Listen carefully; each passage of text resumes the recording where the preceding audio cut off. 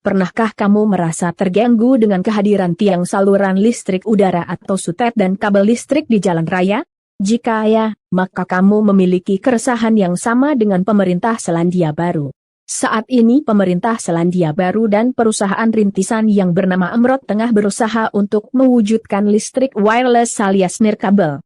Jika mereka berhasil, maka seluruh rakyat di Selandia Baru bisa melintasi jalanan yang bersih dari kabel listrik maupun tiang sutet. Listrik nirkabel memang terdengar seperti science fiction, tetapi teknologinya sudah diwujudkan dan kini studi kasus skala utilitas tengah dipersiapkan untuk mengimplementasikannya. Kami sudah mengembangkan teknologi untuk transmisi daya nirkabel jarak jauh. Teknologi itu sendiri sudah ada cukup lama. Kedengarannya futuristik dan fantastis tetapi sudah diproses berulang kali sejak Tesla, kata pendiri Emrod yang bernama Greg Kushner. Di dalam program pengujian pertama, Powerco, distributor listrik terbesar kedua di Selandia Baru, mengatakan bahwa teknologi Emrod sudah diuji coba mulai tahun 2021. Perusahaan Emrod pun berencana untuk menyebarkan prototipe infrastruktur energi nirkabel di bentangan 130 kaki. Untuk mewujudkannya, Emrod memanfaatkan antena penyiarah, antena, yang memancarkan gelombang elektromagnetik dari satu titik ke titik lainnya. Pemanfaatan itu dipandang para ahli sebagai solusi yang amat cocok untuk medan pegunungan Selandia Baru.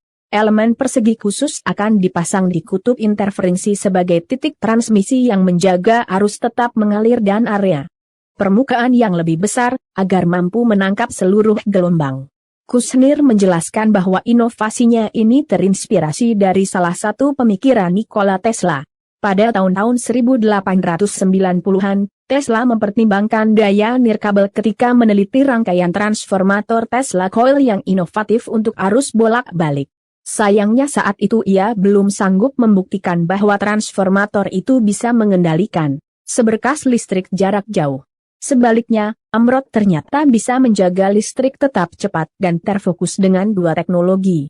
Teknologi pertama adalah saluran transmisi, karena elemen radio kecil dan pola gelombang tunggal membuat berkas terkolimasi. Jadi, sinar akan disejajarkan secara paralel, sehingga tidak akan banyak menyebar setelah mereka mulai melakukan perjalanan. Teknologi kedua adalah metamaterial yang sudah dirancang dengan pola mikroskopis yang secara efektif berinteraksi dengan gelombang radio itu. Antena nirkabel Emrod merupakan kendaraan, seperti kabel, yang hanya bertugas untuk menghubungkan catu daya ke pelanggan. Kushner berpikir untuk menempatkan teknologi Emrod di medan sulit yang berangin, terhubung dengan titik tercerah, atau paling ramah air di bumi, yaitu kawasan pedesaan. Pasalnya, kawasan pedesaan ini mempunyai celah terluas di dalam elektrifikasi. Dengan menghilangkan kebutuhan akan kabel tembaga tradisional yang panjang, Emrod menyatakan bahwa listrik bisa dibawa ke wilayah yang tidak mampu membangun infrastruktur jaringan listrik sendiri. Hal itu juga bisa berdampak positif bagi sejumlah wilayah yang masih mengandalkan generator diesel untuk listrik. Kushner juga menambahkan bahwa akan ada peluang untuk mendukung pembangkit listrik tenaga angin dan tenaga surya lepas pantai. Hal itu dikarenakan titik gesekan saat ini untuk bentuk-bentuk energi terbarukan itu tergantung pada biaya transmisi. Jadi, apabila uji coba di Selandia Baru pada tahun 2021 ini berjalan dengan baik, listrik nirkabel akan diadopsi banyak negara, salah satunya Amerika Serikat. Namun, tantangan sesungguhnya adalah untuk meyakinkan dan mendidik masyarakat tentang penemuan yang tampak mustahil ini. Kami mengantisipasi banyak penolakan yang serupa dengan jaringan 5G.